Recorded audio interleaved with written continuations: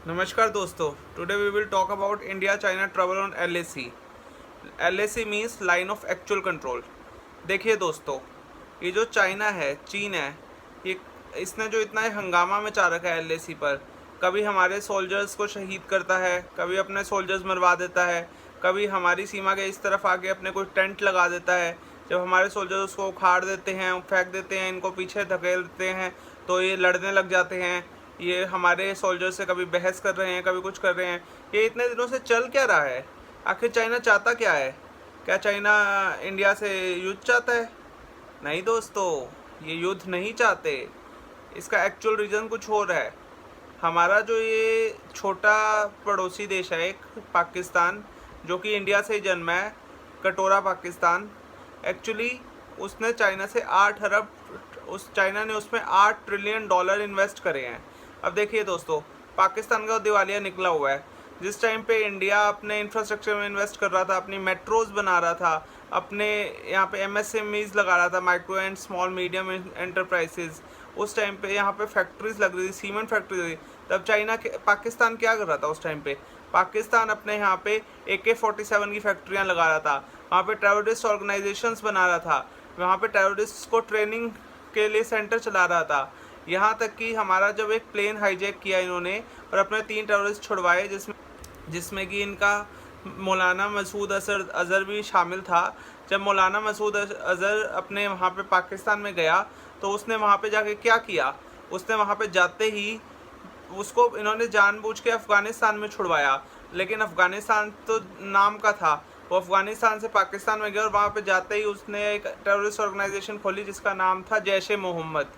अब देखिए दोस्तों, जैश ए मोहम्मद ने क्या एक ओनली सोल एम क्या था कि इंडियन साइड पे कश्मीर में किसी ना किसी तरह ट्रबल क्रिएट करना। अब पाकिस्तान का इस वजह से दिवालिया निकलने वाले हालात हो रखे हैं।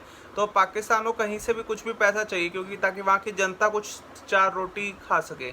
अब उनको ये पैसे कहाँ कौन दे रहा है? इस टाइम पे चाइना ने ये पैसे देने की पेशकश करी। चाइना ने ये पेशकश क्यों करी? चाइना ने पेशकश इसलिए करी कि चाइना ने कहा कि हम आपके यहाँ पे इन्वेस्ट करेंगे, हैवीली इन्वेस्ट करेंगे। हम वहाँ पे हाईवेज बनाएंगे, लाहौर में एक मेट्रो बनाएंगे, पिंक लाइन के नाम से मेट्रो चलाएंगे वहाँ पे। हम वहाँ पे फैक्ट्रियाँ लगाएंगे, हम पाकिस्तान की सारी सिटीज़ के को जोड़ देंगे, एक वहाँ पे पूरा क्वाड्रिलेटरल बनाएंगे सड़कों का। लेकिन उसके बदले में हम आपको अपनी स्लेव कंट्री बना देंगे। अब चाइना ने पाकिस्तान को अपनी कॉलोनी बनाने की तरफ कदम बढ़ा दिए हैं और अब पाकिस्तान इससे पीछे हट नहीं सकता, क्योंकि पाकिस्तान के ऊपर अब इतना हाई लोन चढ़ चुका है कि पाकिस्तान को कभी रीपे नहीं कर सकता।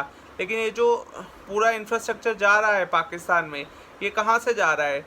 ये जा रहा है गिलगित बाल्टिस्तान और POK से। POK यानी कि पाकिस्तान ऑक्यूपाइड कश्मीर।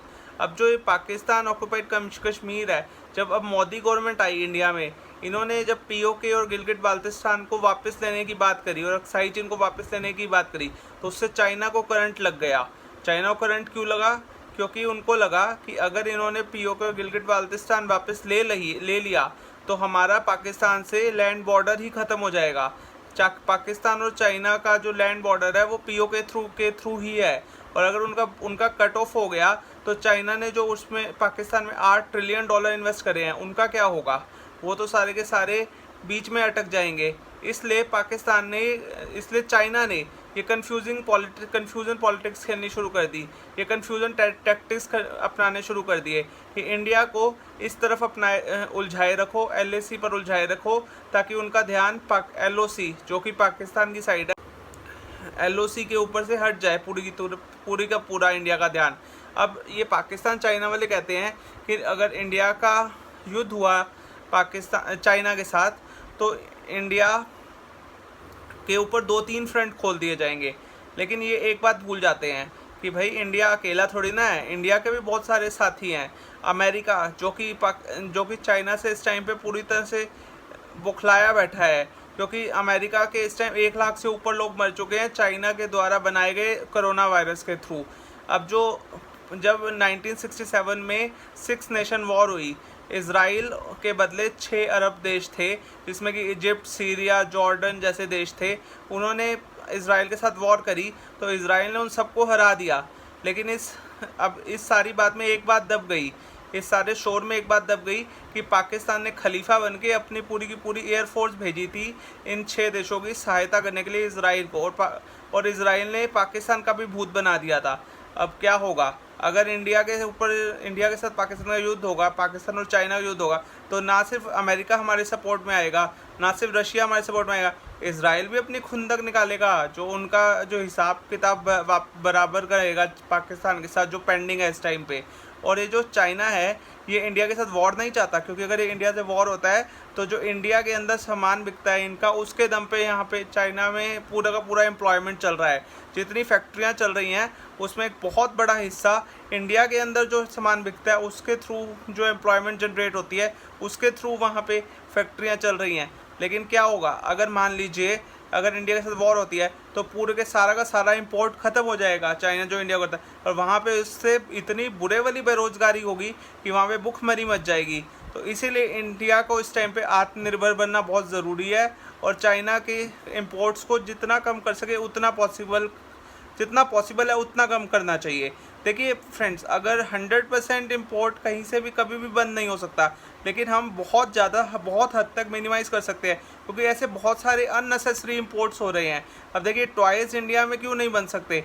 अब यहाँ पे इंडिया जो कि कॉटन के लिए जाना जाता है, कॉटन और सिल्क वगैरह जैसी जो गांधी जी चरखा चलाते थे हम यहाँ पे कॉटन तक चाइना से इंपोर्ट कर रहे हैं, गणेशा भगवान के आइडल्स तक हम चाइना से इंपोर्ट कर रहे हैं, वो इंडिया में क्यों नहीं बन सकते।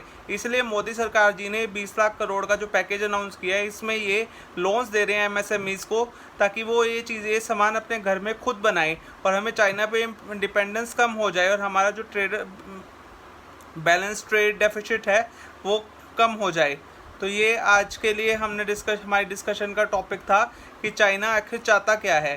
Thank you for watching this. अगर आपको मेरी वीडियो और मेरा एफर्ट पसंद आया तो please subscribe to our channel. Thank you. आपका अपना केशव अनीश दास।